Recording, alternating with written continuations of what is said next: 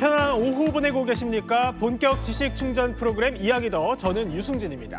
먼저 오늘 이슈들 핵심만 쏙쏙 뽑아서 전달해드리는 오늘 이야기 더입니다. 보고 나시면 하루 알고 넘어가셔야 할 이슈 다 챙겨가실 겁니다. 지금 바로 시작합니다.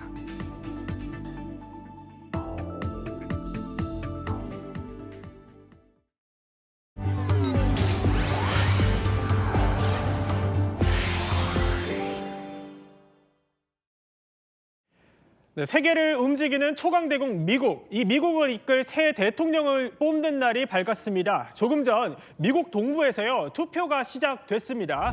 해리스 대 트럼프 두 후보의 성향부터 정책까지 워낙 극명하게 갈리다 보니 누가 되느냐에 따라서 세계는 물론 우리나라도 상당한 영향을 받게 되겠죠.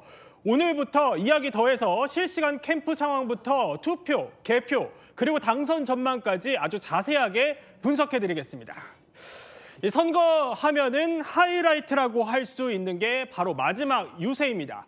그만큼 어디에서 하냐, 그 상징성이 매우 큰데요. 먼저 조금 전에 끝난 두 후보의 유세 동선부터 한번 살펴보도록 하겠습니다. 해리스는요, 마지막 하루 최대 승부처인 경합주 펜실베니아를 이 바이든의 고향인 스크랜턴부터 시작해서 앨런타운, 레딩, 피츠버그, 그리고 최대의 도시인 필라델피아까지 쭉 훑었습니다. 왜냐? 여기 펜실베니아에요, 경합주 중 가장 많은 19명의 선거인단이 달려있기 때문입니다. 그러니까 여기만 먹어도 그야말로 승기를 잡아오는 거죠. 그러면 트럼프는 어떨까요? 트럼프는 선벨트 경합주인 노스캐롤라이나에서 시작을 해서요, 러스트벨트인 펜실베니아 그리고 미시간을 쭉 훑었습니다. 무려 1,800km에 달하는 동선인데 이 벨트 두 곳을 크게 훑으면서 그야말로 저인망 작전에 나선 겁니다. 유준 기자, 근데 벌써 개표 결과가 나온 곳이 있다고 들었습니다. 네, 맞습니다. 첫 투표지, 이 산골 마을인 뉴햄프셔주의 딕스빌 노치인데요. 여기 유권자가 6명에 불과하거든요. 네. 이 유권자 수는 적지만 주요 선거 때마다 영시 투표를 진행해서 관심을 끄는 곳입니다. 그렇군요. 이 투표를 시작한 지요, 10여 분 만에 바로 개표 결과가 나왔는데요. 해리스와 트럼프와 해리스 딱 3대 3이었습니다. 3대 3이요? 네, 첫 개표부터 상당히 팽팽하게 진행되고 있는 모습입니다. 그렇네요. 상당히 팽팽한데 이 투표 직전까지 두 후보가 막판에 총력전을 펼쳤다고 합니다. 영상으로 한번 보고 오겠습니다. I've been waiting 4 years for this. The ball is in our hand. Kamala, you're fired. Get the hell out of here. You're fired. We will never back down and we will never ever surrender. Together we will fight, fight, fight and win, win, win. And momentum is on our side. Momentum is on our side. So, Pennsylvania, are you ready to make your voices heard? And are we ready to fight for it? And when we fight, we win!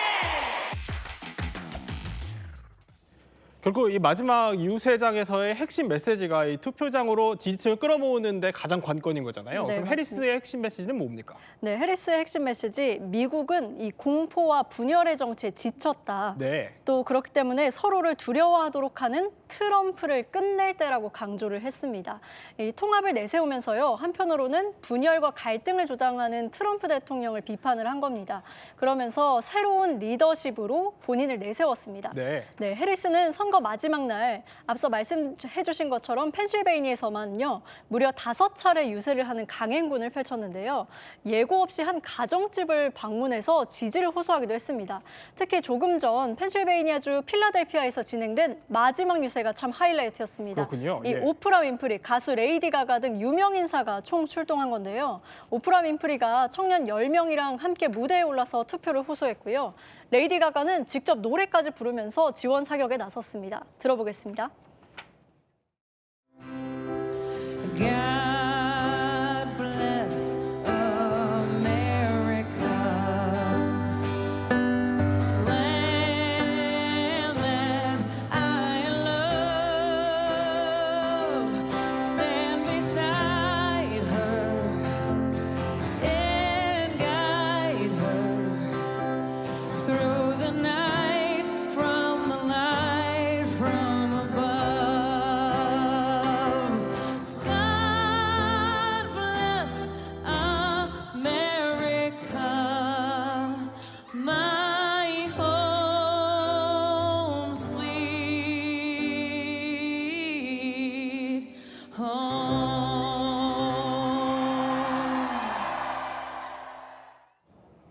레이디 가가는 제가 4년 전에 워싱턴 특파원을 했었을 때 그때 바이든 대통령 취임식 때도 노래를 미국 국가를 불렀던 걸로 기억을 하는데 네. 이 해리스 마지막 유세장에서도 레이디 가가가 노래를 부른 거네요. 네. 그럼 트럼프는 마지막 메시지를 뭘 던졌습니까? 네, 트럼프 자신이 과거에 출연했던 한 예능 프로그램 유행어를 언급을 했는데요. 아까 네. 영상에서도 You're fired 계속 반복을 하잖아요. 예. 이 카멀라, 넌 해고야 이렇게 말하면서 미국을 구해야 한다고 강조를 했습니다. 이 현 정부 심판으로는 앞세우면서 바이든, 해리스 정부의 무능을 지적을 한 건데요. 특히 불법 이민자 문제와 경제 실정을 집중 부각했는데 본인이 미국 경제를 살릴 적임자라면서 불법 이민자 유입 문제도 해결하겠다고 자신을 했습니다. 트럼프 마지막 날 노스캐롤라이나와 펜실베니아 또 미시간 등 경합주 무려 3곳을 돌았는데요. 이 펜실베니아에서는 본인이 펜실베니아대 와튼 스쿨 출신이라면서 지역 연고가 있다는 점을 부각을 했습니다. 그렇군요. 또 아들, 며느리까지 이 가족들이 등장을 해서 지금 보시는 것처럼요, 가족적인 분위기를 강조하기도 했습니다. 조금 전 미시간주 그랜드 레피즈에서 유세를 마쳤다고 하는데요. 앞서 2차례 대선에서도 이 트럼프 전 대통령이 마지막 유세를 했던 곳입니다. 그런데 김단비 기자, 이 두 후보의 선거운동 동선을 보면 사실 그 전략이 보이잖아요. 어디에 그렇죠. 표심을 가장 많이 끌어올지가 보이는 건데 어떻습니까? 두 후보가 막판까지 공들인 곳이 있습니다. 그래요. 바로 펜실베니아였습니다. 해리스와 트럼프의 대결이 확정된 이후 해리스는 펜실베니아를 19번, 트럼프는 17번 찾아서 유세를 벌였습니다. 그 다음은 미시간이 해리스는 15번, 트럼프는 19번 순이었습니다. 두 후보 선거 운동 기간 7대 경합주 유세에 올인했습니다. 미국 대선의 주별 승자 독식 구조 탓에 이미 승부를 굳혔거나 패배가 확실한 곳은 빼고 승부처에 집중한 겁니다. 특히 펜실베니아는 7곳 중 가장 많은 선거인단 19명이 걸려있죠. 8년 전 트럼프 당선 때 트럼프가, 4년 전엔 바이든이 펜실베니아에서 이겼습니다. 그러니까 펜실베니아 판세는 그야말로 안개 속이고 예측할 네. 수 없는데 그럼 결국 관심은 전체 줄을 끌어 모았을 때 누가 되느냐 아니겠습니까? 전체 판세는 어떻습니까? 네, 막판까지 정말 초접전입니다. 엎치락 뒤치락하는 양상이 좀 이어지고 있는데요. 어제 저희가 소개해드렸습니다만 뉴욕 타임즈 여론조사는 경합주 7곳에서 해리스가 4승 2무 1패로 나왔어요. 그런데 다음날 나온 의회 전문 매체 더 힐의 조사는 좀 달랐습니다. 그래요? 트럼프가 4승 2무 1패로 나온 겁니다. 네. 펜실베니아와 노스캐롤라이나, 또 조지아, 애리조나에서 앞섰고요. 위스콘신과 네바다에서 동률을 기록한 겁니다. 미국 언론도 마치 면도날처럼 미세한 지지율 차이라면서 여론조사만 놓고 보면 1972년 이후 가장 접전 양상의 대선이라고 평가하고 있습니다. 그렇군요. 미국 대선 소식은 잠시 뒤에 몰랐던 이야기에 더해서 더 깊게 한번 다뤄보겠습니다. 이번에는요, 러시아로 파병된 북한군 속보 내용입니다. 우크라이나 당국에 따르면 우크라이나 군과 이 파병된 북한군 간에요, 이미 교전이 시작됐다고 합니다. 전민희 기자 맞습니까?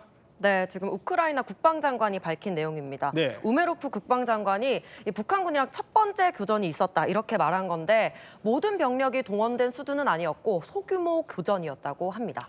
북한군이 최대 15,000명까지 늘어날 수 있다는데 전체 약 1,500km 전선에 각각 3,000명씩 모두 5개 부대가 북동부, 동부, 남동부로 분산 배치될 거다 이렇게 예상을 했고요.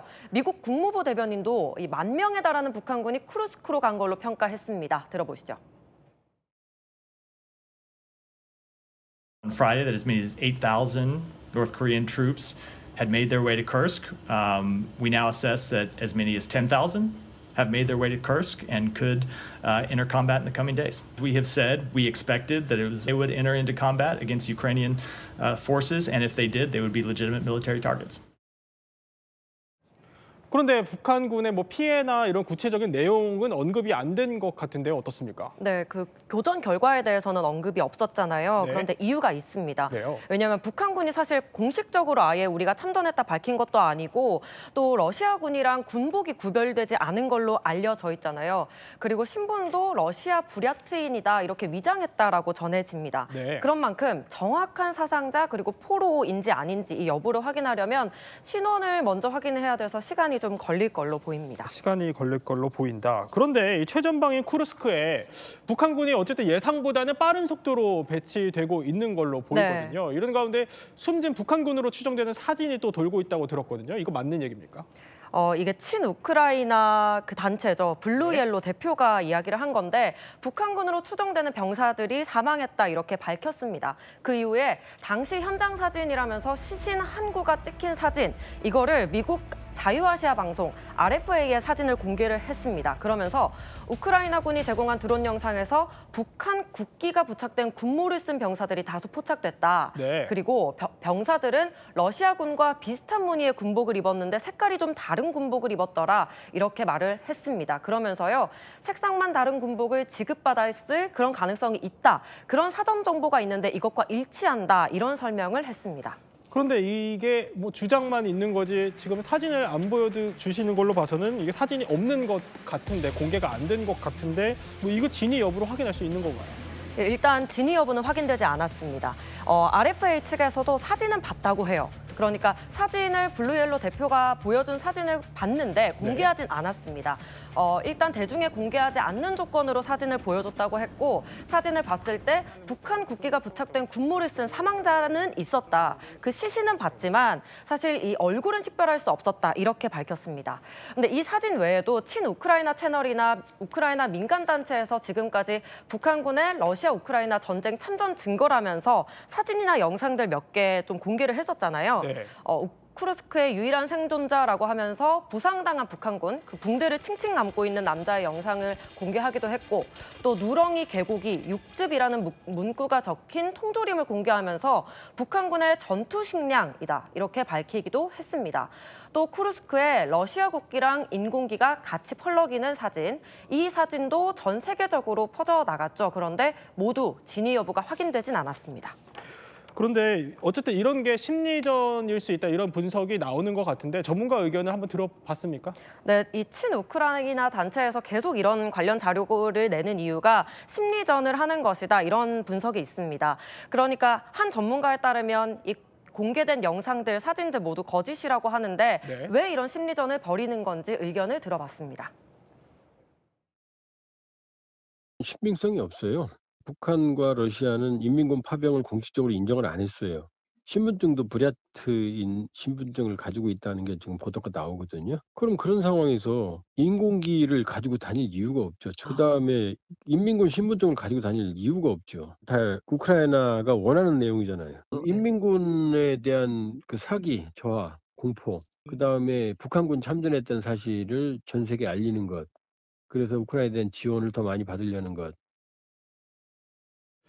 우크라이나 전장 얘기를 조금 더 해보면요. 사실 이 전장에서 주목을 받는 게 우크라이나군의 드론 기술이었잖아요. 네. 상당하다 이렇게 저희가 계속 전해드리고 있는데 네. 근데 이 조종사가 누군지 밝혀졌다고요? 네, 이 전장에서 일당백을 한 인물이 대체 누구냐 네. 이렇게 관심이 좀 쏠렸잖아요. 이 인물은 29세의 다크노란 인물입니다. 이 사람은 1년 반 동안 홀로 300여 명의 러시아군을 해치운 것으로 알려졌는데 이라크전 당시 미군의 최고 저격수란 인물보다 사살한 적군이 더 많다 이런 분석도 있다고 해요. 그런데 이 인물 학창 시절엔 소위 게임만 하는 괴짜였다고 합니다. 괴짜요? 네, 게임에만 학창 시절에 공부는 하지 않고 공부보단 게임에 몰두했던 인물이라고 하는데요. 우리가 사실 생각해 보면 게임할 때 빠른 손놀림과 빠른 판단력이 필요하잖아요. 그렇죠. 아마 이런 실력들이 모두 전장에서 그 실력 발휘가 되지 않았을까 이런 생각도 조심스럽게 해봅니다. 외신들 역시 우크라이나 전장에서 이런 젊은 사람들이 세심한 조종 실력으로 전장에서 큰 역할을 하고 있다 이렇게 분석하고 있습니다. 실제로 이 드론 부대엔 20대 남성이 보통 포진되어 있는데 적군과의 조우는 실제 만나는 거 전혀 없고요. 마치 비디오 게임처럼 화면을 통해서만 공격에 나선다고 합니다. 그렇군요. 한 가지 소식 더 짚어보겠습니다. 요즘 이분 인기가 급상승하고 있습니다. 바로 요리 연구가이자 또 외식 사업가인 백종원 더번코리아 대표 이야기인데요. 모르시는 분 거의 없으실 텐데 최근 지역 상권을 살리기 위한 여러 지역 축제를 기획해서 잇따라 성공시키면서 호평을 받고 있습니다. 지난 주말에는요. 통영에서 해산물 축제를 열었다고 하는데 이게 왜 문제가 되고 있는 건지 백 대표 이야기부터 듣고 이야기 나눠보겠습니다. 더 축제는 저희가 기획한 아예 새로운 축제 이름입니다. 와보시면 정말 여태까지 이렇게 맛있어하는 메뉴하고 굉장히 저렴하네라고 생각하시고 심지어 사가고 싶으실 거예요. 이번에 저희가 처음 진행하는 해산물 축제이기 때문에 아마 기대하셔도 좋습니다. 응원 겸해서 놀러 오세요. 좋습니다. 재밌어요. 믿으세요. 네.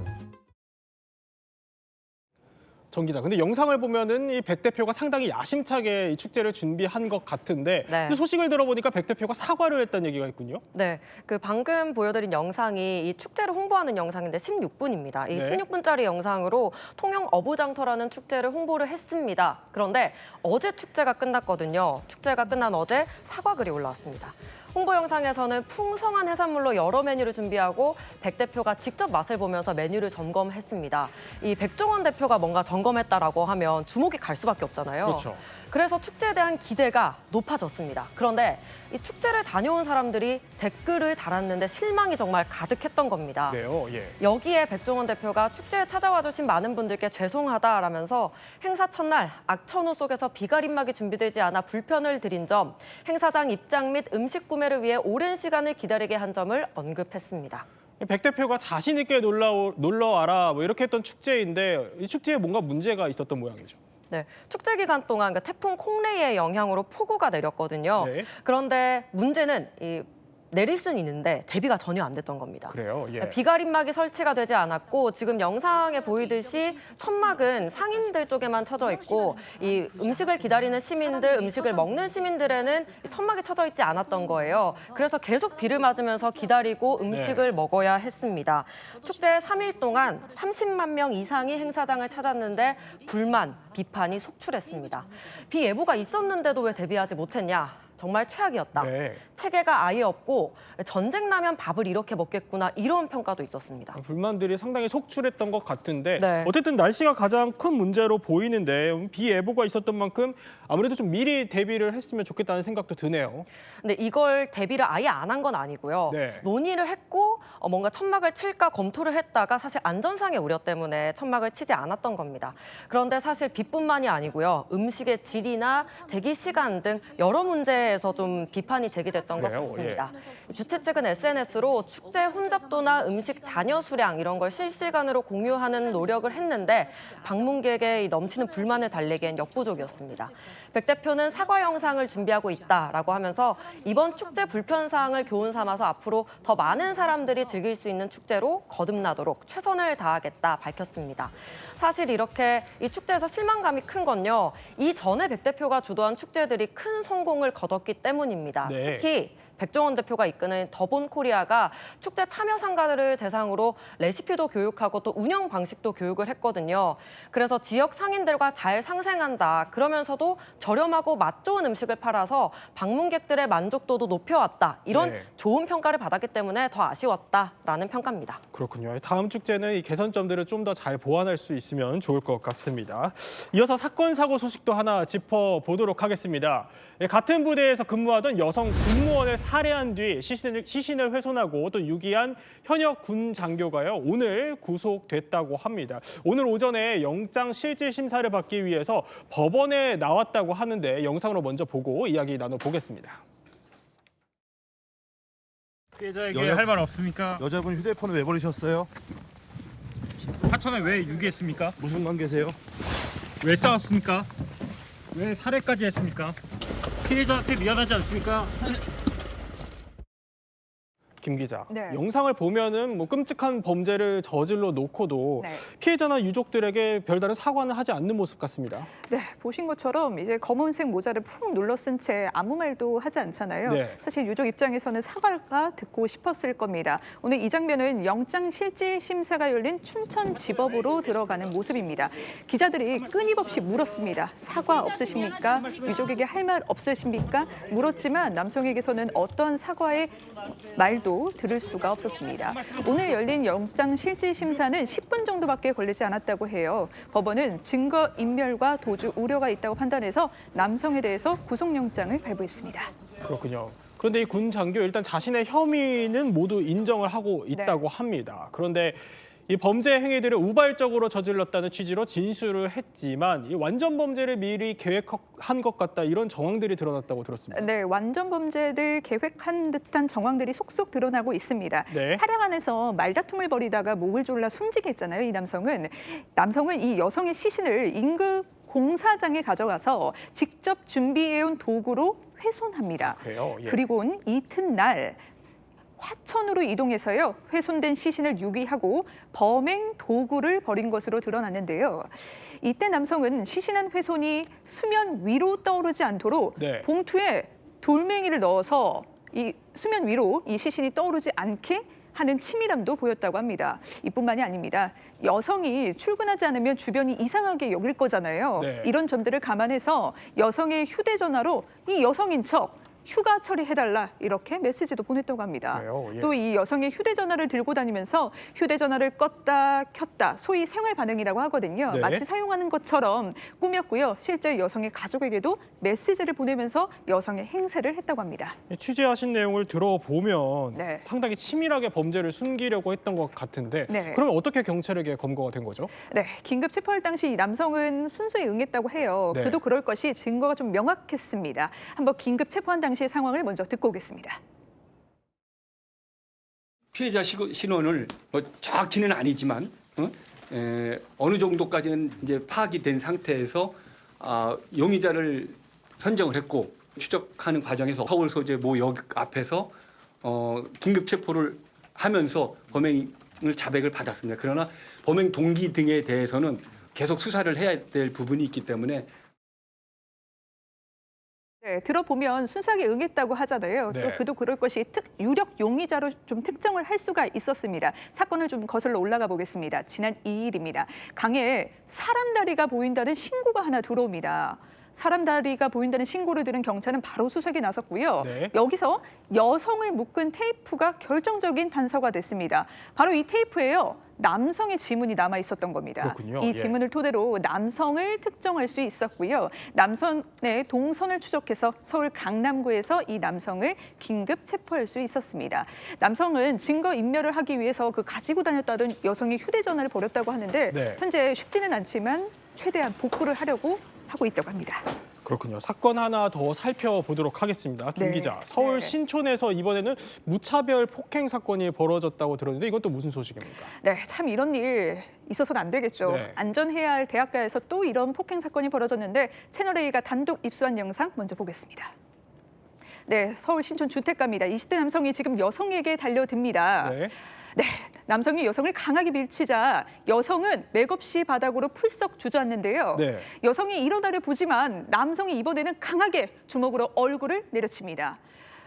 좀 애써서 피해보려고 하지만 남성의 힘에는 역부족입니다. 남성이 여성을 붙들고 이리저리 흔들며 여성의 몸이 크게 휘청거리는데요. 네. 남성은 여성의 폭행을 이어가다가 폭행 현장에서 저렇게 달아납니다. 이 여성은 학교에 있다가 귀가를 하던 길이었고 이 자신을 때린 남성과는 한 번도 본 적이 없는 사이였다고 하는데요. 목격자 이야기 준비되어 있습니다. 갑자기 웃는 소리 들려가지고 나와봤더니만 이미 때린 사람은 도망가고 없다고 그러더라고요. 그래서 서럽게 울고 계셔가지고 그러니까 일면식도 없는 사이라는 거잖아요. 네, 그런데 네. 왜 저렇게까지 무자비하게 폭행을 한 거죠? 네, 왜 때렸는지에 대해서는 수사가 좀 더 필요한 부분이긴 합니다만 일단 이 남성은 술에 취해서 기억이 나지 않는다 이렇게 주장하고 있는 것으로 전해집니다. 네. 경찰은 남성이 폭행 장소 근처에서 지인들과 술을 마셨고 당시 만취 상태였던 걸로 보고는 있습니다. 경찰은 남성에게 상해 혐의를 적용했고 구속영장을 신청했는데요. 참 잊을만 하면 이런 사건이 보도되면서 주치 상태나 심신미약을 이유로 감경해서는 안 된다 이런 목소리가 커지고 있잖아요. 네. 그런데 지난 21대 국회에선 주치 감경을 폐지하는 내용의 법 개정안이 발의됐지만 모두 폐기됐습니다. 어쨌든 저런 범죄가 다시 일어나지 않게 대책이 필요할 것 같습니다. 이번에는 스포츠계 소식 하나 짚어보도록 하겠습니다. 정몽규 대한축구협회장이 사연임에 대한 긍정도 부정도 표하지 않은 가운데 문체부가요 정몽규 회장을 향해 칼을 빼들었습니다. 축구협회의 감독 선임 과정에 문제가 지적되자 축구협회는 반박 자료와 보도 설명 자료를 배포하여 축구협회를 신뢰하는 국민들을 기만하는 행태를 보였습니다. 이에 대하여 정몽규 회장, 상근 부회장, 기술총괄 이사 등 주요 관련자 3인에 대하여 자격정지 이상의 중징계를 요구하였습니다.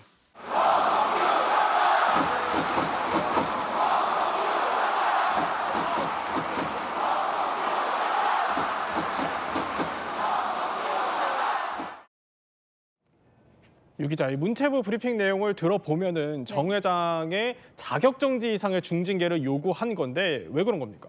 네, 이게 먼저 의미를 좀 설명을 드리면요. 예. 축구협회 규정을 보면 제명, 해임, 자격정지 이 세 가지를 중징계로 본다고 합니다. 네. 쉽게 말해서요. 이 세 가지 보기를 주고 축구협회 공정위가 이 세 개 중에 골라라, 선택하라는 겁니다. 그렇군요. 네, 오늘 문체부 발표를 보면 징계를 권고하는 게 아니라 요구하는 거라면서 국민 눈높이에 맞춰서 바람직한 판단을 할 걸로 기대한다. 이렇게 비교적 강한 어조로 말하기도 했습니다. 문체부 지난 7월에 홍명보 감독 선임 과정에 대한 감사에 착수를 했었죠. 지난달 2일에 중간 감사 결과가 나왔었는데 이때 이미 홍 감독과 전임 클린스만 감독 선임 과정에서 불공정한 점이 이제 파악이 됐다. 이런 결론이 나왔습니다. 네. 그리고 오늘 국가대표팀 감독 선임 절차 등 이 기관 부실 운영 책임을 물어서 중징계까지 요구하게 된 겁니다. 어쨌든 이번 논란의 가장 큰 논란이다라고 볼 수 있는 거는 홍명보 감독의 선임 과정인데 이 과정에 대해서도 문제점을 지적을 했나요?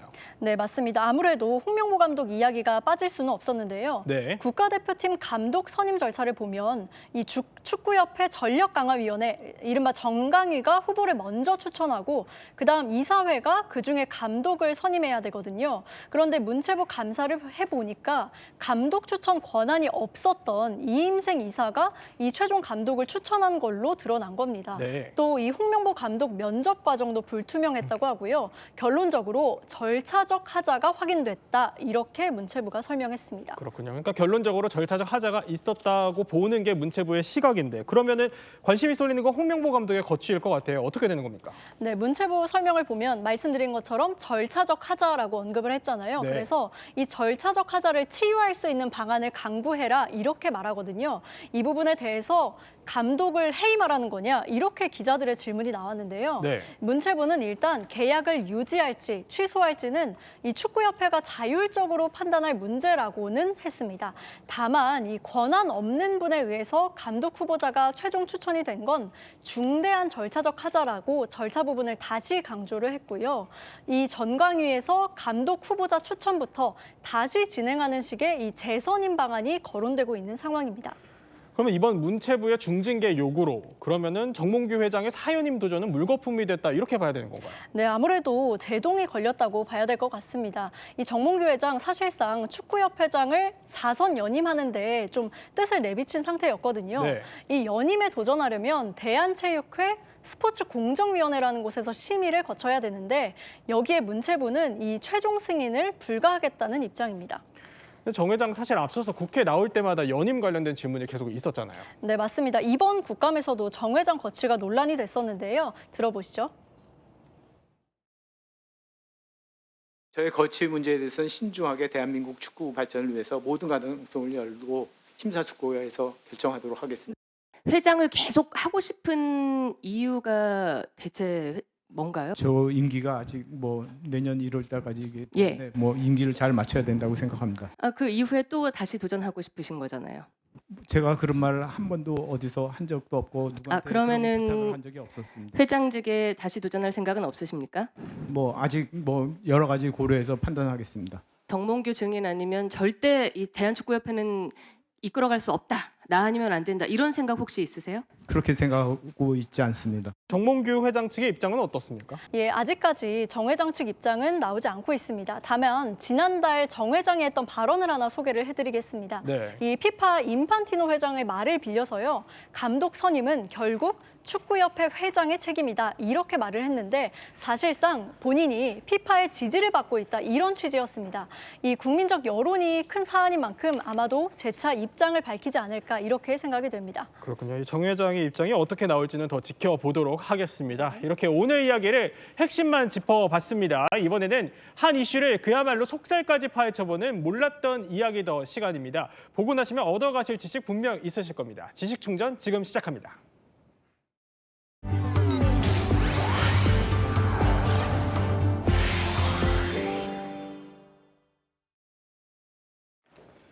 네, 백악관의 새 주인을 결정하는 미국 대선 이제 막이 올랐습니다. 미국이 워낙 땅덩이가 넓다 보니까요. 주별로 또 지역마다 시차가 다 있죠. 그렇다 보니 장작 25시간에 걸친 릴레이 투표가 이뤄진다고 합니다. 이게 무슨 소리냐? 제가 한번 설명을 드리도록 하겠습니다.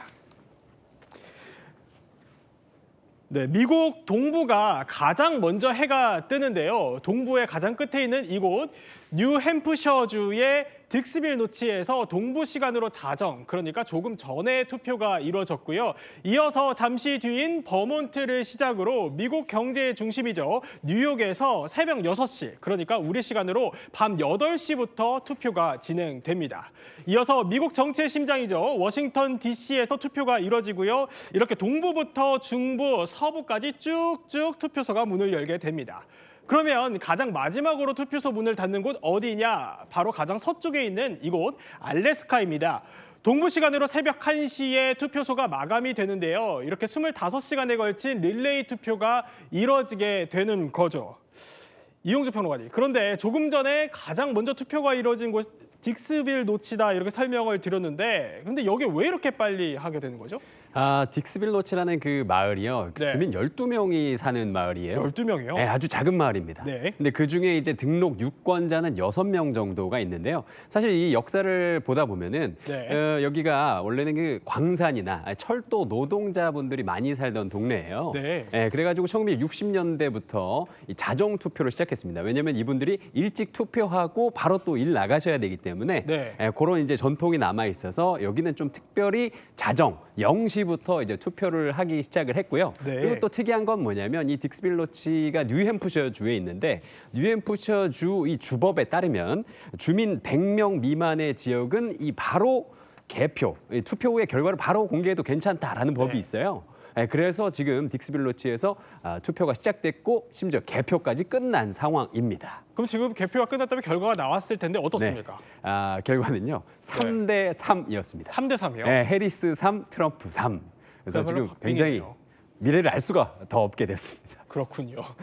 이 가장 늦게 투표가 끝나는 곳 제가 짚어드린 게 하와이주 그리고 알래스카주였는데 그러면 이 하와이주랑 알래스카주가 왜 이렇게 가장 마지막에 문을 닫는 거죠? 그러니까 우리가 지도를 보면은 시간대가 가장 그 서쪽에 있는 지역이 알래스카, 그다음에 하와이 아니겠습니까? 네. 그러니까 알래스카보다도 하와이가 1시간 더 늦게 이렇게 진행이 되는데 그렇기 때문에 이제 이론적으로는 하와이가 가장 늦게까지 그 투표소가 열리게 되겠습니다만은 투표소 문을 닫는 시간이 알래스카가 저녁 8시, 네. 그다음에 하와이가 저녁 7시입니다. 그러다 보니까는 동시에 문을 닫게 되는 것인데 다만 이제 알래스카의 일부 그 알류산 열도의 일부 조그마한 섬 같은 경우에는 더 서쪽으로 와 있기 때문에 거기서 8시에 문을 닫게 되면은 결국 1시간 더 있다가 문을 닫거든요. 결국 그렇게 되면은 한국 시간으로 하면은 6일 내일이 되는 것이죠. 그 오후 3시에 모든 투표소가 다 문을 닫게 됩니다. 그러니까 워낙 주도 많고 땅도 넓다 보니까 우리나라처럼 이렇게 한 시차가 없어서 바로 이렇게 투표소를 열고 이제 문을 닫는 시스템이 아니라 저렇게 25시간에 걸쳐서 투표가 이루어지는 게 미국의 투표 시스템인 건데 그런데 저 많은 주들 가운데서 사실 눈여겨보는 가장 최대 경합지가 펜실베니아인 거잖아요. 저기 선거인단이 19명이 달려 있기 때문인데 거기서 해리스와 트럼프가 최후의 유세 대결을 펼쳤다고 해요. 그래서 영상으로 보고 이야기 나눠보겠습니다. We know it is time for a new generation of leadership in America. And I am ready to offer that leadership as the next president of the United States of America. We are voting for healing over hate. The country is depending on you. So tomorrow, let's make sure all your voices are heard. Tomorrow will be the most important day in the history of our country, and together we will make America powerful again. We will make America wealthy again. 사실 마지막에 어떻게 후보들이 돌아다니느냐를 보면 어디를 가장 사활을 거냐를 볼 수 있는데 이 두 후보가 이번에는 같진 않았다고 들었거든요. 살짝 달랐습니다. 네. 해리스 같은 경우에는 카멜라 같은 경우에는 이 펜실베니아주에 약간 좀 올인한 모습이었는데요. 예. 일단 시작은 스크랜턴에서 시작했습니다. 여기가 이제 조 바이든 이 현직 대통령의 고향이기도 한데 네. 사실 여기가 좀 보수세가 강한 동네예요. 그렇군요. 네, 그래가지고 여기부터 일단 시작을 해서 그 다음에 이제 앨런타운에 갔는데 앨런타운은 그 최근에 그 쓰레기 섬으로 파문을 일으켰던 그 푸에토리코 그 이민자 예. 주민들이 굉장히 많은 동네라서 여기를 좀 거쳤다가 레딩, 피츠버그, 필라델피아로 이렇게 옮겨가는 굉장히 필라델피아에 올인한 모습을 보였는데요. 네. 이 필라델피아에서 그 마지막 그 유세를 했는데 거의 뭐 콘서트라더라고요. 지금 뭐 보시는 것처럼 뭐 네. 오프라 윈프리가 나와서 사회를 보고요. 예. 레이디 가가가 나와서 노래를 부르고 또 리키 마틴 씨도 함께 나와서 리빙 다비다 로카를 신나게 부르는. 총출동을 했고. 네, 그래서 저도 오늘 오전에 이걸 보는데 재밌긴 재밌더라고요. 아, 그래요? 네, 좋았습니다. 그리고 또 이제 트럼프 같은 경우에는 지금 뭐 펜실베니아에서 시작을 네. 해서 미시간까지 다녀오더라고요. 네. 왜냐하면 또 미시간이 이제 경합주다 보니까 무려 이 1,800km가 넘는 곳을 이제 전용기를 통해서 네. 왔다 갔다 하면서 했고 결국에 피니시는 이 펜실베니아에서. 결국엔 펜실베니아가 그만큼 중요하다는 얘기겠죠. 네, 그렇게 이제 서로 간에 민주당과 공화당의 그 유세가 끝나는 모습을 좀 보였습니다. 동선을 한번 분석을 쭉 해봤는데 사실 또 빼놓을 수 없는 게 막판 여론조사 아니겠습니까? 여론조사를 보면은 어떻습니까? 예, 조사 기관마다 조금 차이가 있긴 예. 합니다. 그렇지만 전반적으로 봤을 때 해리스 후보가 네. 대통령이 처음 출발보다는 상당수 지금 이제 트럼프 전 대통령과 네. 엎치락뒤치락 할 정도까지 올라왔다라는 거죠. 조금 전에 이제 평론가님도 말씀하셨다시피 이렇게 경합주가 있고 네. 이렇게 막판까지 한다라는 것은 결국 앞날을 예측하기 어렵다라는 거 아니겠습니까? 지금 이제 우리가 MBC에서 나온 것을 보면 49대 49 동률입니다. 네. 이게 상당히 의미가 있는 그런 부분들이 아닐까 싶어요. 원래 저 해리스 후보 자리는 원래 바이든 현 대통령이 있어야 되는데 네. 지지율이 트럼프 대통령보다 떨어지니까 급하게 어떻게 보면 해리스 부통령이 올라왔음에도 불구하고 동률까지 왔다라는 것은 네. 민주당 입장에서는 굉장히 선전했다라고 볼 수 있습니다.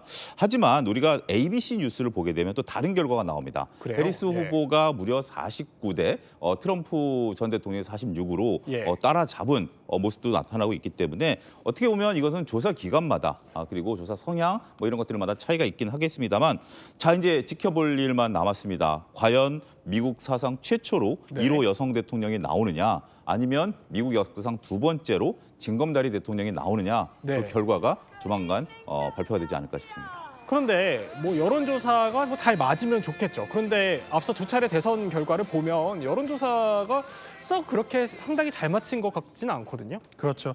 그 우리가 이제 여론조사 결과 중에서 가장 예. 충격적으로 기억하고 있는 것이 지난 2016년 그 당시였습니다. 그 당시에는 민주당이 그러니까 힐러리 클린턴 후보 아니었습니까? 이긴다. 누가 봐도 이제 대부분이 그렇게 예상을 했었는데 결과는 완전히 반대의 결과가 나왔지 않습니까? 예. 그러니까는 여론조사 평균하고 실제 결과하고 보면은 3.9% 포인트 차이가 날 정도로 그 격차가 굉장히 컸습니다. 네. 그렇기 때문에 그 이후로 여론조사 기관들이 상당히 조심하는 그런 그 모습을 보이기도 했는데. 이번 그 선거에서도 조금 전에도 좀 봤습니다만은 네. 그 여론조사 기관마다 굉장히 다릅니다. 그래서 이제 하나의 예를 들어드린다면은 그 최근에 그 7개 경합주를 여론조사를 한 기관이 두 군데가 있었어요. 그래요? 예. 그런데 두 군데 모두 다 4승 2무 1패 이렇게 나왔어요. 네. 근데 그 4승의 주인은 완전히 뒤바뀐. 그러니까 그 더 힐하고 에머슨 대에서 조사한 것은 4승이 트럼프였는데 아, 그래요? 예, 뉴욕 타임스에서 시드니아 대학교하고 같이 조사한 것은 똑같은 4승 2무 1패이지만 그 4승의 주인공이 카멜라 해리스가 주인공이 됐었거든요. 네. 그러니까 아직까지도 지금 선거 날짜까지 왔는데도 불구하고 도저히 여론조사 가지고는 판단이 안 된다 이렇게 네. 봐야 되는 것이죠. 특히 미국은 어쨌든 선거인단 제도로 움직이다 보니까 전체 여론조사가 중요하다기보다는 말씀해 주신 것처럼 경합주 판세가 중요한데 이거를 봐도 아직까지도 안개 속이다 이런 네. 말씀이신 거군요. 그래서 그런지 이 결전의 날이 다가왔음에도 불구하고 정말 승부를 예측하기 어렵습니다. 그렇다 보니 온갖 예측법들이 난무를 한다고 해요. 관련해서 퀴즈가 준비되어 있으시다고요? 네, 제가 제일 좋아하는 퀴즈 시간인데요. 네. 자, 해리스는 땡땡땡 경기 결과에 크게 기뻐했다. 경기 결과. 네. 뭘까요? 혹시 답을 알고 계실까요? 세 글자 그럼 스포츠란 이야기인데. 오. 경기니까 스포츠겠죠. 예. 네. 네. 세 글자 테니스도 아니고 뭘까요? 어떻게 보면 선거도 경기니까 선거전 경기 결과를 예측해서 기뻐했다 이렇게도 볼 수 있는 거 아닙니까? 미리 좀 예측을 했다. 예. 뭐 어디 뭐 점집이라도 갔나요? 뭔가요? 답은? 네, 정답은 MLB. MLB요? MLB면 야구잖아요. 네, 메이저리그 베이스볼. 네. 네, 이렇게 미국 프로야구 경기인데요. 사실은 이 스포츠라는 게 굉장히 징크스가 많지 않습니까? 네. 그리고 또 선거도 징크스가 굉장히 많은데요. 이 선거와 스포츠가 결합됐을 때 엄청난 징크스들이 또 생기곤 합니다. 그 중에 하나가 뭐냐면 월드 시리즈에서 있는 이 징크스입니다. 네. 예를 들어서 이런 겁니다. 그 미국은 크게 아메리칸 리그와 이 내셔널 리그로 그 미국 메이저 리그가 이제 운영이 되고 있는데 네. 월드 시리즈에서 이 양쪽의 두 팀이 맞붙게 되는 겁니다. 근데 이 대선이 있던 해에 내셔널 리그가 이기느냐 아니면 이 아메리칸 리그가 이기느냐에 따라서 이 대선 후보가 좀 달라진다. 아, 그래요? 요런 징크스가 좀 있습니다. 예, 그래서 보면은 LA 다저스가 최근에 이제 뉴욕 양키즈를 이기고 월드 시리즈에서 정상에 올랐잖아요. 네. 그래서 카멜라 해리스 부통령이 엄청 좋아했습니다. 왜냐면은 내셔널 리그 팀이 우승하면 민주당 후보가 이긴다는 징크스가 있기 때문에 네. 그래서 내셔널 리그에 속한 이 다저스가 이겼기 때문에 네. 해리스가 이 징크스가 또 나에게 좋은 결과를 주는 거 아닌가라고 해서 지금 저렇게 트위터에 네. 저렇게 신나게 수백만 팬들에게 기쁨을 가져다 주었고 나에게도 기쁨을 가져다 주지 않을까 이런 X를 올렸고요.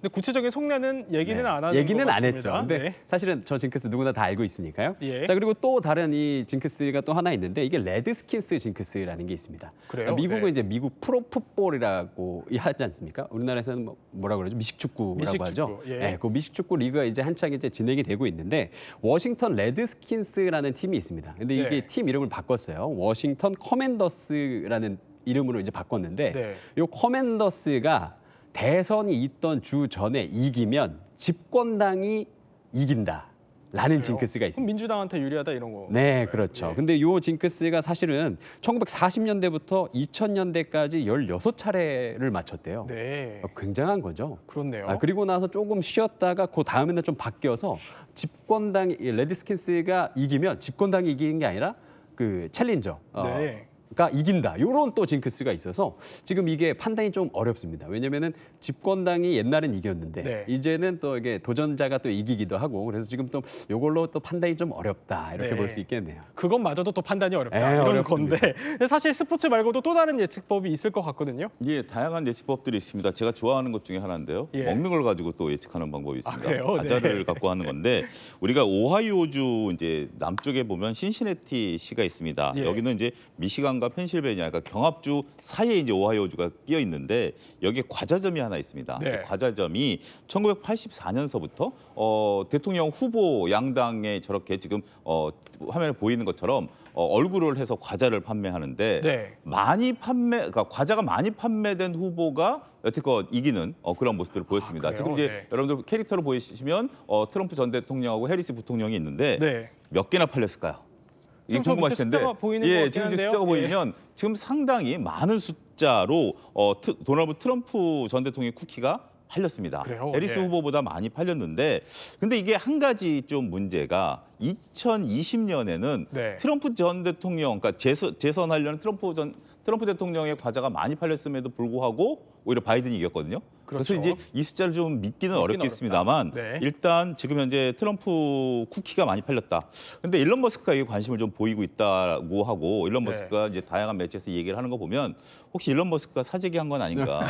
이게 온라인 판매도 가능하거든요. 네. 그렇기 때문에 그분도 우리가 감안해야 된다라고 말씀드릴 수가 있겠고 이게 참 미국 대선인데 무슨 점집도 아니고 또 네. 오스카 법칙도 있습니다. 앞서 그래요? 이영주 평론가님도 네. 말씀하셨습니다만 오스카에서 이제 영화에서 영화가 해피엔딩이냐 새드 엔딩이냐에 따라서 네. 얘기가 좀 달라집니다. 그런데 이번에 오스카상을 받은 게 우리가 그 핵 문제를 다룬 거였어요. 그게 참 근데 이 그 감독 얘기는 우리는 핵에서 절망을 느끼지 않는다, 희망을 느낀다라고 했거든요. 근데 핵이 이렇게 문제가 된다라는 것은 어떻게 보면 굉장히 안 좋은 건데 이걸 새드 엔딩으로 봐야 되는지 해피 엔딩으로 봐야 되는지 상당히 조금 곤혹스러운 건 있습니다. 아무래도 이제 경제 쪽으로 보게 된다라면 S&P 500이라는 미국의 이제 기술주들의 움직임들이 활발하면, 그러니까 경기가 좋다라고 하면 집권당이 이기는 그런 게 있었기 때문에 이 부분에 있어서는 해리스 부통령이 유리하고, 또 마지막으로 미국의 금리 인하기에는 집권 여당이 이겼습니다. 근데 얼마 전에 미국이 이제 금리를 인하하지 않았습니까? 그런 부분도 보면 어떻게 보면 앞서 얘기한 것들은 뭐 스포츠라든지 뭐 과자라든지 이런 것들에 따라서 예측할 수 있는 영화라든지 예측할 수 있는 부분들은 어떻게 보면 재미가 가미된 거라고 본다라면, 그 뒤에 이제 증시라든지 금리를 보게 된다라면 경기를 가지고도 여당이 이기느냐 야당이 이기느냐에 대한 것들이 상당히 말을 만들어내고 있다, 이렇게 말씀드릴 수 있겠죠. 참 다양한 분야에서 뭐 믿거나 말거나 식의 예측들이 난무하는 것 같은데, 그래도 이런 소식에도 귀를 기울이게 되는 건 그만큼 대선 판도를 또 알 수가 없고 승패를 가르는 변수가 워낙 많기 때문인데, 이번에 승패를 가르는 변수로 꼽히는 것 중에 하나가 히든 해리스 얘기가 있어요. 그중에 백인 여성이라는데 그 이유가 왜 그렇습니까? 그러니까 이번에 말씀하신 것처럼 승패를 가름할 수 있는 핵심 변수를 꼽는다고 하면은 일단 수문표 전쟁. 이렇게 수문표 전쟁. 그렇습니다. 이제 표가 숨어 있다는 이야기죠. 우리가 이제 기억하시겠습니다만은 2016 그다음에 2020년 선거에서도 모두 수문표, 그러니까는 샤이 트럼프, 그러니까 트럼프를 지지하지만 여론조사에는 응하지 않는, 그런데 정작 선거에는 이제 트럼프를 찍는, 아니면 히든 바이든이라고 우리 기억하시죠. 그러니까는 마찬가지 그 바이든 대통령을 지지하지만 그 여론조사에는 응하지 않는, 그러니까 그런 것이 이번에도 이제 그대로 나타나는데, 이번에는 여성 표가 그대로 나타날 것이다. 근데 여성 투표 유권자 중에서도 특히 백인 여성입니다. 미국에서 그 당연히 백인 인구가 제일 많죠. 근데 백인과 그 다른 인종 그 차이보다도 사실은 이번에 남성과 여성 사이에서의 그 표차, 이게 어떻게 다 되느냐가 굉장히 중요한 변수가 되거든요.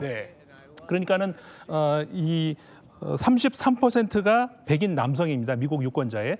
반면에 34%가 백인 여성입니다. 그러니까는 어떻게 보면은 인종, 그다음에 성별 했을 때 백인 여성이 가장 많다는 이야기죠. 근데 이번에 백인 여성이 전통적으로 공화당을 지지하는 그런 성향에서 이번에는 민주당 지지하는 그런 성향으로 많이 갈아탔다는 거, 이게 이번에 큰 변수 중에 하나가 될 것 같습니다. 공화당에서 민주당으로 백인 여성이 갈아탔다. 그러면 어떤 현상들이 좀 있을 것 같은데요? 네, 그래서 민주당이요 이렇게 숨어있는 백인 여성의 표를 찾기 위해서 광고 하나를 만들었습니다. 근데 그 광고의 목소리가 누구냐면 줄리아 로버츠 아시죠? 귀여운 여인. 그렇죠. 미국 헐리우드의 로맨틱 코미디의 여왕이라고 할 수 있는 줄리아 로버츠 씨가 목소리 광고를 이제 했는데, 이게 뭐냐면 지금 화면에 보이시는 것처럼 그 공화당의 전통적인 지지층이라고 볼 수 있는 저런 투표장에서 백인 남성과 여성, 허즈밴드와 와이프로 보이는 사람들이 이렇게 투표장에 들어옵니다. 그리고 나서 기표는 결국 각자가 해야 되는 거니까 이게 둘이 갈라져서 여성분이 이렇게 혼자서 이렇게 기표를 하려고 하는데, 그 맞은편에 있는 다른 여성분이랑 눈이 마주쳐요. 그리고 서로 이게 씩 웃습니다. 그리고 줄리아 로버츠의 목소리가 그때 딱 나오죠. 뭐라고 나오냐면, 여러분은 원하는 대로 투표를 할 수 있습니다. 그리고 그 누구도 그것을 알 수 없을 것. 이런 이 나레이션이 나오는데요. 결국 무슨 뜻이냐면, 남편 모르게 카멜라 해리스를 찍을 수 있다. 지금 바로 찍으세요. 이런 느낌이거든요. 그래서 지금 이 광고가 미국에서 굉장히 큰 화제가 되고 있고, 숨어있는 이 백인 여성들의 표를 찾기 위한 민주당의 하나의 효과를 보고 있다. 이렇게 좀 볼 수 있겠죠. 남편 몰래 찍어라, 이렇게 민주당에서 광고까지 만들 정도면은 이 백인 여성의 표심이 선거 판세에 어느 정도 영향을 미치길래 그런 거죠? 이번에 그 굉장히 예외적으로 많이 미칠 것 같거든요. 그러니까 제가 구체적으로 예를 하나 드린다면은 최근에 여론조사가 하나 있었습니다. 근데 이게 여론조사가 어디냐면은 그 아이오와 주라고 하는 곳에서 여론조사가 있었는데, 원래 아이오와 주는 우리가 경합주로 치지도 않고 원래 그 공화당의 텃밭으로 치는 그런 곳이거든요. 그런데 이번에 그 자체 여론조사에서 결과를 보면은 47대 44로 카멀라 해리스 후보가 이기는 것으로 조사가 나왔어요. 그래요? 예. 이게 굉장히 이변이라고 볼 수가 있는 충격적인 여론조사 결과였거든요. 그런데 저게 과연 어떤 그냥 이변으로 볼 것인가 좀 더 들여다 보면은 성별로 갈린다는 겁니다. 네. 47대 44의 그 세 포인트 표 차이가 여성의 경우로 가면은 56%대 36%로 압도적으로 해리스 후보를 지지하는 쪽으로 여성 표가 나왔다는 것이거든요. 네. 이런 걸로 봤을 때 과연 이번에는 여성 표가 지난 2016년 힐러리 클린턴 당시에 비해서 상당히 많이 민주당 표로 이동할 수가 있다. 이런 점이 이번에 큰 변수 중에 하나로 우리가 이제 꼽을 수 있을 것 같습니다. 그렇군요. 그런데 반면에 트럼프 후보는 이 표심이 젊은 남성에게 달렸다 이런 분석이 나와요. 네, 그렇죠. 우리가 보통 이제 통상적으로 이대남이라고 하는 네. 미국의 이대남들의 이 마음을 잡기 위해서 트럼프가 굉장히 많이 노력을 하고 있는데요. 그래요. 예. 그 중에 하나가 뭐냐면 일단 트럼프가 UFC 그 경기장, 네. 이종격투기 경기장 거기에 이제 갔었어요. 가니까 거기에 굉장히 많은 이대남들이 막 환호를 또 하고요. 그래요? 그리고 또 예. 그 카멜라 같은 경우에는 기존의 이 전통적인 미디어 같은 데에 나와서 인터뷰를 하는 방면에 예를 들어서 트럼프 같은 경우에는 그 젊은 남성들이 좋아하는 팟캐스트, 유튜브 프로그램 같은 데 이렇게 자주 네. 얼굴을 비치기도 하고 지금 화면 나오는 것처럼 헐크 호건 씨랑 같이 이렇게 유세를 또 하기도 합니다. 근데 사실 헐크 호건은 저희도 그렇지만은 좋아하잖아요. 네. 예전에 굉장히 큰 WWE의 영웅이었기도 하니까. 그래서 네. 이게 젊은 남성, 그러니까 예를 들어서 만 30세 미만의 남성 유권자 투표를 굉장히 중요하게 여기고 있고 예. 그분들을 굉장히 많이 공략을 또 하고 있습니다. 근데 이 이대남들이 트럼프를 좋아하는 가장 큰 이유 중에 하나는 정권을 잡았던 이 조 바이든 정부가 사실은 현실적인 문제를 좀 해결해 주기보다는 네. 정치적 올바름을 내세워서 자기들을 좀 뭔가 탄압한다 이런 느낌을 좀 가지고 있는 것 같아요. 그래서 네. 그 부분을 트럼프가 좀 집중적으로 공략을 하면서 자신의 지지층으로 만들기 위해서 노력을 하고 있습니다. 하지만 여기서 중요한 건 미국에서 이 투표율이 제일 낮은 층이 이대남들이다. 그래요? 라고 예. 해서 미국의 전문가들은 예. 과연 이 공략이 맞는 것인가 이런 이야기도 좀 많이 하더라고요. 그러니까 바이든 행정부 시절에 우리 젊은 남성이 좀 소외가 됐다 이렇게 미국에서 느낀다 이런 분석이신 건데 이렇게 숨은 표 경쟁 외에도 사실 또 다른 변수가 있다고 해요. 트럼프랑 해리스의 목소리 듣고 계속 이어가 보겠습니다. If he is elected on day one, Donald Trump would walk in that Oval Office with his enemies list, stewing over an enemies list. When I am elected, I will walk in on your behalf with my to-do list. Do you want to lose your job and maybe your house and your pension because Kamala has the economic understanding of a child? Would you trust Kamala Harris to talk to Russia or China? 차 소장님, 그런데 이 바이든 정부 출범 후에 미국 경제는 계속 성장세였다. 또 그리고 고용 시장도 나름 좋다 이런 평가들이 나오는데 그럼 집권당에게 유리한 거 아닙니까? 보통 경기가 좋으면 집권당에 유리하겠죠. 근데 예. 한 가지 아킬레스건이 있습니다. 그건 이제 물가가 올랐다라는 건데 네. 경기와 물가가 조금 이렇게 언밸런스한 모습들을 좀 보이고 있다라는 거죠.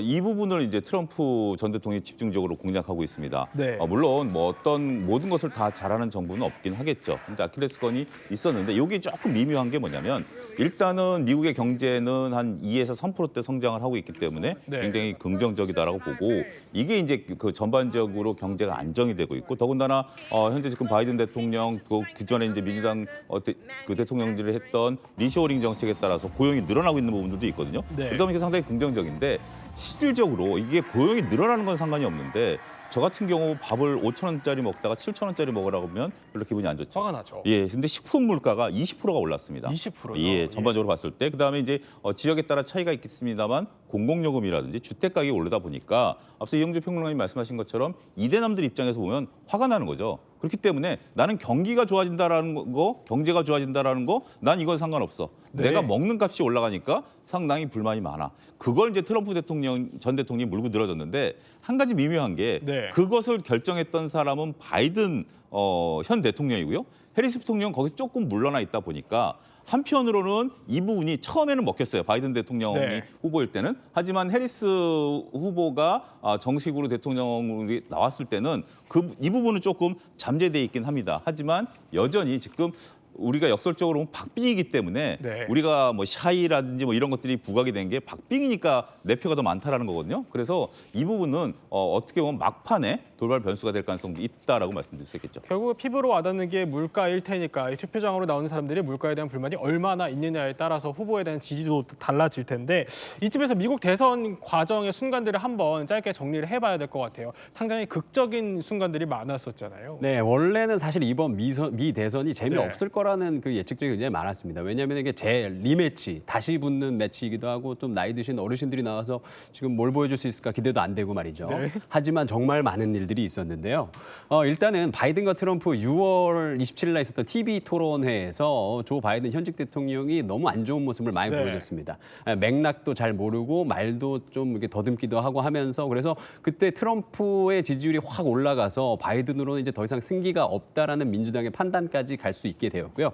그리고 또 그 와중에 트럼프가 펜실베니아주 유세 중에 총격을 받아서 네. 그리고 또 총격을 받고 귀에서 피를 흘리면서 파이트 파이트 파이트를 외치면서 미국인들에게 굉장히 큰 그 애국심 이런 것들을 또 심어주게 되면서 이제 민주당이 이제 발등에 불이 떨어지다 못해 발등이 타들어가는 상황이었던 거죠. 그래서 네. 결국에는 7월 21일에 바이든이 재선을 포기를 선언을 합니다.